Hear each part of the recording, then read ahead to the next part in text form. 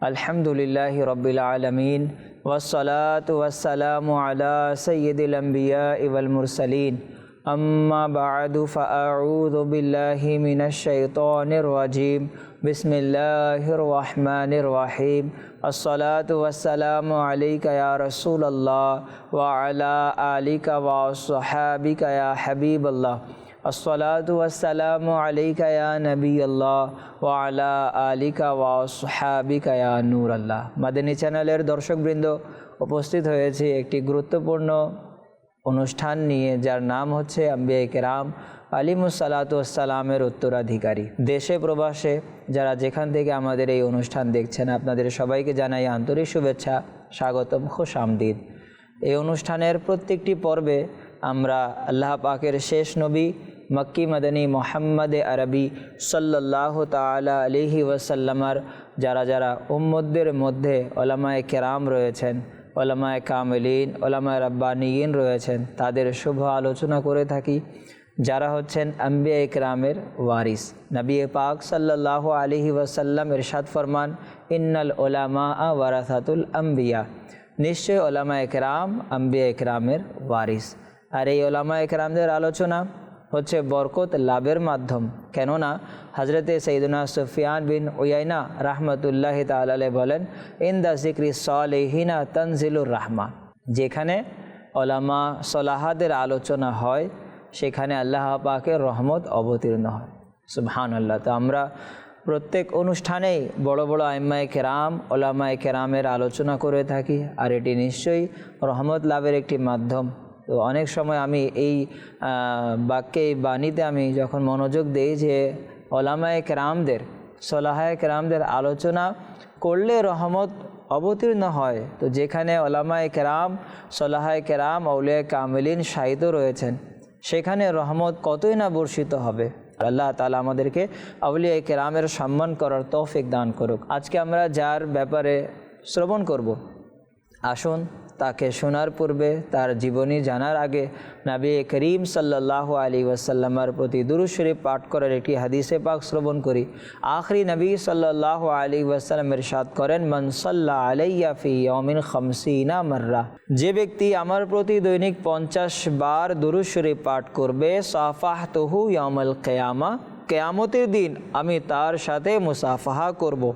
সাল্লু আলাল হাবিব সাল্লাল্লাহু তাআলা আলা মুহাম্মদ সাল্লাল্লাহু আলাইহি ওয়াসাল্লাম। প্রিয় দর্শক মণ্ডলী, আজকে আমরা এমন এক মহান ব্যক্তিত্বের আলোচনা শ্রবণ করব, যিনি হচ্ছেন ইমাম, 4 মাযহাবের ইমামের মধ্যে অন্যতম একজন। তিনি হচ্ছেন ইমাম শাফিঈ রাহমাতুল্লাহ আলাইহি। আজ আমরা ইমাম শাফিঈ রাহমাতুল্লাহি তাআলা আলাইহির কিছুটা জীবনী আমরা শ্রবণ করব এবং আল্লাহ পাকের রহমত আমরা অর্জন করব। বর্ণিত রয়েছে, একবার ইমাম শাফিঈ রাহমাতুল্লাহি তাআলা আলাইহি কোনো এক দর্জির দ্বারা পোশাক সেলাই করালেন।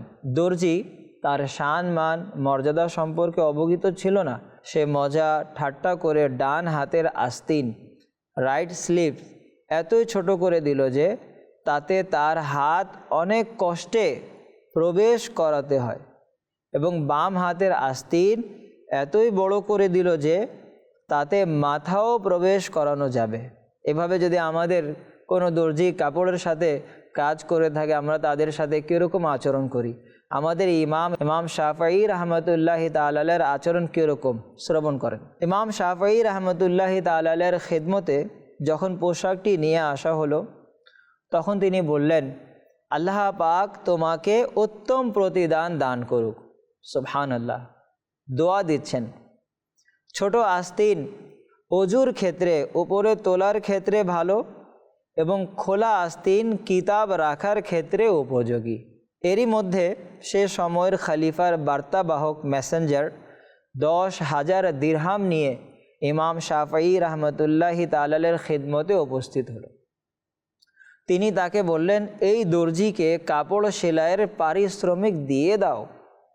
যখন দর্জি বার্তাবাহককে ইমাম শাফিঈ রাহমাতুল্লাহি তাআলা আলাইহি সম্পর্কে জিজ্ঞাসা করলো, তখন সে বলল, এই বুজুর্গ হলেন যুগের ইমাম শাফিঈ রাহমাতুল্লাহি তাআলা। এটা শুনতেই সে ইমাম শাফঈ রাহমাতুল্লাহ তাআলার পেছনে চলে গেল আর কদম মোবারক চুম্বন করে ক্ষমা চাইল। এরপর থেকে তার বরকতময় খিদমতেই থাকতে লাগলো এবং ইমাম শাফঈ রাহমাতুল্লাহি তাআলার ভালোবাসা পোষণকারীদের কাতারের অন্তর্ভুক্ত হয়ে গেল। প্রিয় দর্শক মণ্ডলী, আপনারা দেখলেন আউলিয়া কিরাম, আমাদের বুজুর্গানে দ্বীনদের চরিত্র কতই না উত্তম ছিল। যদিও বা বিষয়টি রাগান্বিত করার মতো ছিল, কিন্তু প্রতিশোধ না নেয়ার আগ্রহ সম্পন্ন ইলম ও হিকমতের ইমাম হজরতে সৈয়দুনা ইমাম শাফঈ রাহমাতুল্লাহি তাআলার শানের প্রতি কোরবান যে তিনি না শুধুমাত্র দর্জিকে ক্ষমা করে দিয়েছেন, বরং তাকে পারিশ্রমিক দিয়ে ধন্য করে দেন এবং এই সৎ কাজের বরকতে ওই দর্জিও ইমাম শাফঈ রাহমাতুল্লাহি তাআলার অনুসরণকারী হয়ে গেল। আমরাও লোকদের সাথে ভালো আচরণ করি, সৎ ব্যবহার করি। আল্লাহ তাবারক ওয়া তাআলা আমাদেরকে আমল করার তৌফিক দান করুক। প্রিয় দর্শক মণ্ডলী, কোটি কোটি শাফঈদের ইমাম, দ্বিতীয় হিজরির মহান তাবেঈ বুজুর্গ হজরতে ইমাম শাফঈ রাহমাতুল্লাহি তাআলার মুবারক নাম হচ্ছে মোহাম্মদ, উপনাম হচ্ছে আবু আবদুল্লাহ এবং পিতার নাম ছিল ইদরিস। ইমাম শাফঈ রাহমাতুল্লাহি তাআলার একটি উপাধি নাসিরুল হাদিসও ছিল। আল্লাহু আকবার। তিনি রাত জেগে ইবাদতকারী, দুনিয়ার স্বাদ সমূহ থেকে দূরত্ব অবলম্বনকারী, নেকির দাওয়াত প্রদান ও মন্দ কার্যাদি থেকে নিষেধকারী ছিলেন। আমরুন বিল মারুফ ওয়া নাহয়ুন আনিল মুনকার ছিলেন। সৎ কাজের আদেশ দিতেন, অসৎ কাজ থেকে বাধা প্রদান করতেন। সুবহানাল্লাহ। তার বংশ পরম্পরা আল্লাহ পাকের প্রিয় আখরি নবী সাল্লাল্লাহু আলাইহি ওয়াসাল্লামের সাথে গিয়ে সংযুক্ত হয়েছে। ইমাম আবু নুআইম আহমদ বিন আবদুল্লাহ আসফাহানি শাফঈ রাহমাতুল্লাহি তাআলা লিখেন, সম্মান ও উচ্চ মর্যাদার অবস্থান হলো একজন মুসলমানের বংশীয় সম্পর্ক সকল সৃষ্টিকুল থেকে উত্তম ব্যক্তিত্ব হজরতে সৈয়দুনা মুহাম্মদ মুস্তাফা সাল্লাল্লাহু আলাইহি ওয়াসাল্লামের সাথে গিয়ে সম্পৃক্ত হওয়া। সুবহানাল্লাহ, সুবহানাল্লাহ। প্রিয় দর্শক মণ্ডলী, হজরতে ইমাম শাফঈ রাহমাতুল্লাহি তাআলার জন্মের পূর্বে তার আম্মাজান স্বপ্ন দেখলেন। আম্মাজানও নেককার ছিলেন, আর এই আম্মাজান নেককার হওয়ার বদৌলতে ইমাম শাফঈ রাহমাতুল্লাহ আলাইহি দ্বীন ইসলামের কেমন খিদমত করেছেন। তো ইমাম শাফঈ রাহমাতুল্লাহি তাআলার জন্মের পূর্বে তার আম্মাজান স্বপ্ন দেখলেন যে বৃহস্পতি গ্রহ আমার শরীর থেকে আলাদা হয়ে মিশরে গিয়ে পড়ল। এরপর সেখান থেকে প্রত্যেকটি শহরে সেটার আলো ছড়িয়ে গেল। সুবহানাল্লাহ। স্বপ্নের ব্যাখ্যা কারিগণ বর্ণনা করেন যে আপনার গর্ভ থেকে এমন একটি আলিম জন্ম নিবে যার কাছ থেকে বিশেষ করে মিশরের লোকেরা ফয়েজ লাভ করবে, এরপর তাদের থেকে অন্যান্য শহরবাসীগণ। সুবহানাল্লাহ, সুবহানাল্লাহ। কোটি কোটি হানাফিদের মহান ইমাম, ইমামে আজম আবু হানিফা নু'মান বিন সাবিত রাদিয়াল্লাহু তাআলা আনহুর ওয়াফাত শরীফের দিন হজরতে সৈয়দুনা ইমামে শাফঈ রাহমাতুল্লাহি তাআলা আলাইহি 150 হিজরিতে ফিলিস্তিনের গাজা নামক স্থানে জন্মগ্রহণ করেন। তার বয়স যখন 2 বছর হলো, তখন তার সম্মানিত পিতা দুনিয়া থেকে বিদায় নেন। এরপর ইমামে শাফঈ রাহমাতুল্লাহি তাআলা আলাইহির আম্মা যান তাকে নিয়ে মক্কা শরীফে উপস্থিত হন। মক্কা শরীফেই তিনি লালিত পালিত হন ও ইলমে দ্বীন অর্জন করেন। সুবহানাল্লাহ, সুবহানাল্লাহ। হজরতে ইমামে শাফঈ রাহমাতুল্লাহি তাআলা আলাইহি বলেন, আমি ছোটবেলায় পংক্তি তালাশ করে করে লিখতাম, আমি কবিতা লিখতাম। একদিন আমি মক্কা শরীফে একদিকে যাচ্ছিলাম, হঠাৎ আমি কারো ডাক শুনলাম, হে মোহাম্মদ বিন ইদ্রিস, তুমি ইলমে দ্বীন অর্জন করো। আমি মুখ ফিরিয়ে দেখলাম, কাউকে দেখতে পেলাম না। অতঃপর আমি ইলমে দ্বীন অর্জন করা শুরু করে দিলাম এবং আমি পুরাতন কাপড়ের টুকরার মধ্যে ইলমের বিষয়গুলো লিখে পাত্রের মধ্যে রেখে দিতাম। শেষ পর্যন্ত ওই কাপড়টাও ভরে গেল। আমি এতিম ছিলাম আর আমার আম্মা জানের কাছে আমার লেখাপড়ার খরচের জন্য কিছুই ছিল না। ইমাম শাফিঈ রাহমাতুল্লাহ আলাইহির বর্ণনা যে মায়ের কাছে শিক্ষককে দেওয়ার জন্য কিছুই ছিল না। অবশ্যই শিক্ষক এই কথায় রাজি হয়ে গেলেন যে তার যাবার পর আমি মাদ্রাসার পরিচালকের দায়িত্ব পালন করব। আমি 7 বছর বয়সে কোরআনে পাক মুখস্থ করে নিয়েছি, আর তখন থেকে মসজিদে যেতে লাগলাম এবং ওলামায়ে কেরামের নিকট বসে হাদিস ও দ্বীনি মাসআলা শিখা আরম্ভ করে দিলাম। মক্কা শরীফে আমাদের বাড়ি খায়েফ নামক উপত্যকায় ছিল। আমি কোনো চকচকে হাড় দেখলে সেটার উপর হাদিস ও মাসআলা লিখে নিতাম। যখন ওই হাড় পূর্ণ হয়ে যেত তখন আমি সেটাকে একটি পুরাতন কলসিতে রেখে দিতাম। আল্লাহ পাক তার জন্য ইলমের দরজা খুলে দিয়েছেন। এক পর্যায়ে হযরতে মুসলিম বিন খালিদ জঞ্জি রহমাতুল্লাহ তাআলা আলাইহি তাকে ফতোয়ার প্রতি উদ্বুদ্ধ করতে গিয়ে বলেন, আবু আবদুল্লাহ, তুমি ফতোয়া প্রদান করো, এখন তোমার ফতোয়া দেওয়ার সময় এসে গিয়েছে। অথচ ওই সময় ইমাম শাফিঈ রাহমাতুল্লাহ তাআলা আলাইহির বয়স ছিল মাত্র 15 বছর। আল্লাহু আকবার। 15 বছর বয়সে তার ইলমের অবস্থা এমন ছিল যে তাকে বড় বড় উলামায়ে কেরাম বলছেন যে এখন তোমার ফতোয়া লেখার, ফতোয়া দেওয়ার সময় এসে গিয়েছে।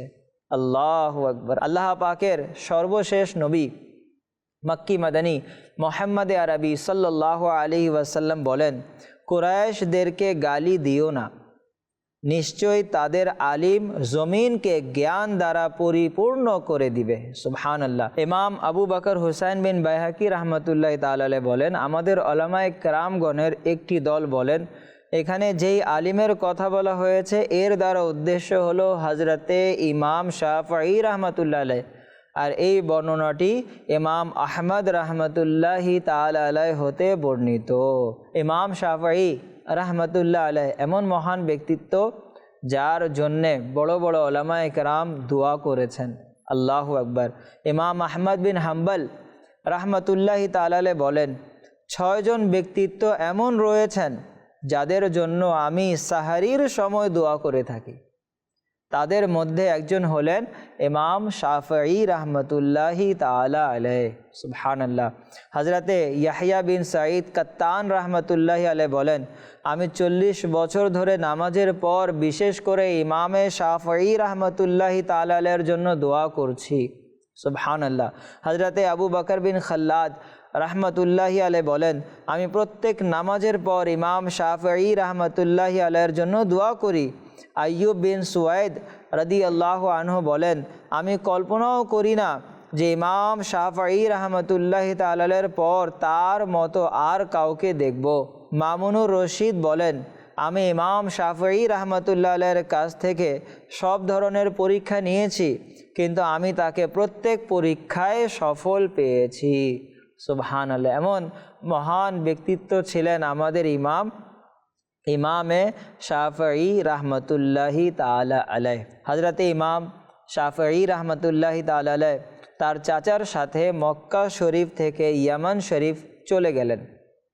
যখন পুনরায় ফিরে আসলেন তখন প্রথম হযরতে মুসলিম বিন খালিদ জঞ্জি ও হযরতে সুফিয়ান বিন উয়াইনা রাহমাতুল্লাহি তাআলা আলাইহির নিকট পড়তে থাকেন। অতঃপর তিনি ইমামে মালিক রাহমাতুল্লাহি তাআলা আলাইহির খিদমতে যাবার পূর্বে তার হাদিসের কিতাব মুয়াত্তা ইমাম মালিক 10 বছর বয়সে মুখস্থ করে নেন।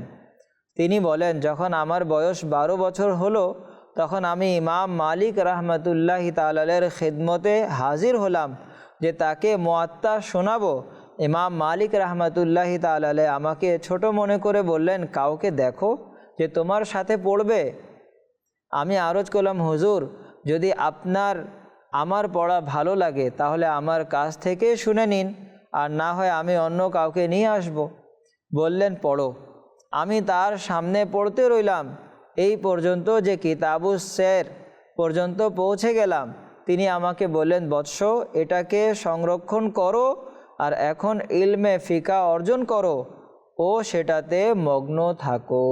সুবহানাল্লাহ। ইমাম শাফিঈ রাহমাতুল্লাহ আলাইহি কত না মহান জ্ঞানের সমুদ্র ছিলেন যে ইমামে মালিক রাদিয়াল্লাহু তাআলা আনহুর কাছে উপস্থিত হবার আগেই তার ছোটোবেলায় তিনি মুয়াত্তা ইমাম মালিক তিনি মুখস্থ করে নিয়েছিলেন। আল্লাহু আকবার, আল্লাহু আকবার। আল্লাহ তাবারক ওয়া তাআলা ইমাম মালিক ও ইমাম শাফঈ রহমতুল্লাহি তাআলার সাদকায় আমাদেরকেও জ্ঞানের অধিকারী বানিয়ে দিক।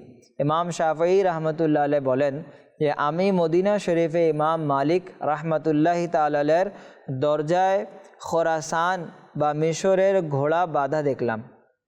ইমাম শাফঈ রহমতুল্লাহি তাআলা আলাইহি বলেন আমি মদিনা শরীফে ইমাম মালিক রাদিয়াল্লাহু আনহুর দরজায় খোরাসান ও মিশরের ঘোড়া বাঁধা দেখলাম, যেগুলো তাকে উপহার স্বরূপ দেয়া হয়েছিল। এমন উন্নত মানের ঘোড়া আমি পূর্বে কখনো দেখিনি। সুতরাং আমি আরজ করলাম, এই ঘোড়াগুলো কতই না সুন্দর। তিনি রহমতুল্লাহ আলাইহি বললেন, আমি এসবগুলো আপনাকে উপহার দিলাম। সুবহানাল্লাহ। আমি আরজ করলাম, একটি ঘোড়া আপনার নিজের জন্য হলেও তা রেখে নিন। বললেন, আমার আল্লাহ পাকের নিকট লজ্জাবোধ হয় ওই পবিত্র জমিনের ওপর নিজের ঘোড়ার পায়ের তালুতে পদ্দলিত করব, যেই জমিনে তার প্রিয় হাবিব সাল্লাল্লাহু আলাইহি ওয়াসাল্লাম বিদ্যমান রয়েছেন, অর্থাৎ তার রওজায়ে আনওয়ার রয়েছে। সুবহানাল্লাহ। প্রিয় দর্শক, ইমাম মালিক রাদিয়াল্লাহু আনহুর ইশকের অবস্থা কেমন ছিল, তিনি কেমন আশিকে রসুল ছিলেন। আল্লাহু আকবার। তার কাছে উন্নত মানের ঘোড়া ছিল, কিন্তু তিনি ঘোড়ার উপর আরোহণ করতেন না। কেন?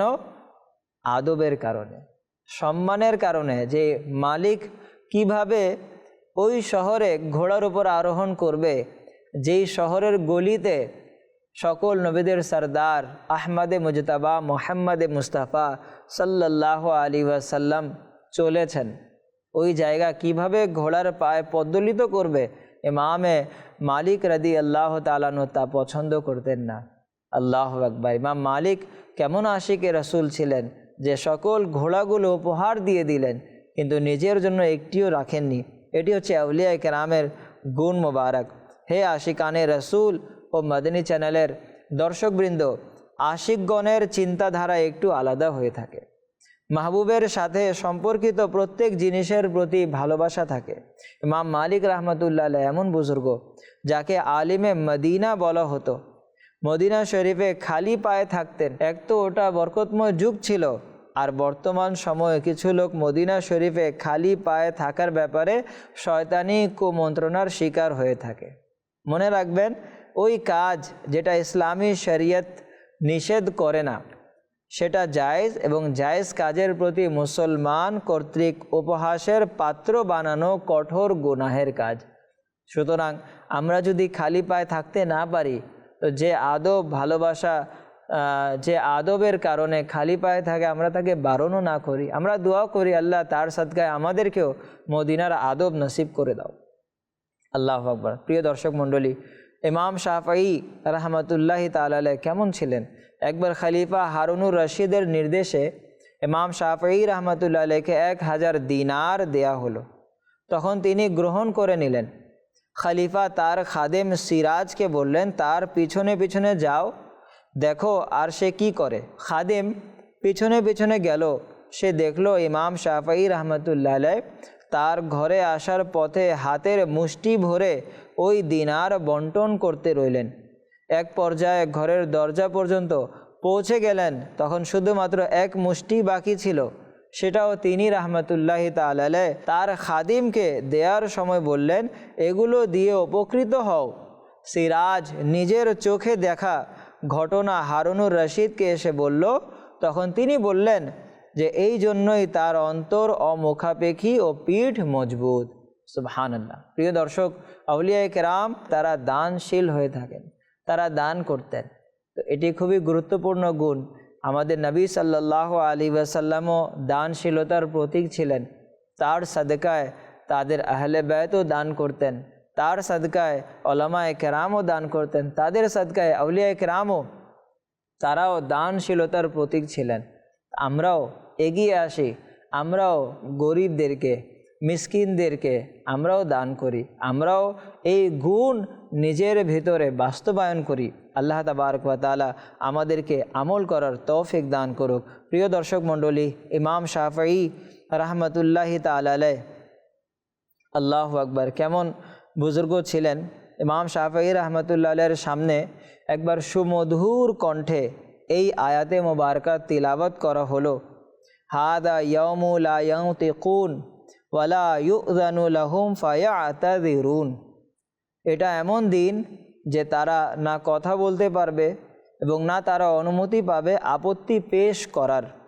তখন তার রং পরিবর্তন হয়ে গেল, লোম শিওরে উঠল এবং শরীর মোবারকের বিভিন্ন জোড়া কম্পন করতে লাগলো এবং তিনি বেহুশ হয়ে মাটিতে পড়ে গেলেন। যখন একটু হুশ আসলো তখন আল্লাহ পাকের দরবারে আরজ করলেন, হে আল্লাহ পাক, আমি মিথ্যাবাদীদের ঠিকানা ও গাফিল লোকদের মুখ ফিরিয়ে নেওয়া থেকে তোমার আশ্রয় প্রার্থনা করছি। হে আল্লাহ পাক, তোমার পরিচয় লাভকারীদের অন্তর তোমার জন্য ঝুঁকে গেছে ও তোমার সাথে সাক্ষাৎ করার প্রত্যাশীদের ঘাড় তোমার কুদরতের সামনে ঝুঁকে গেছে।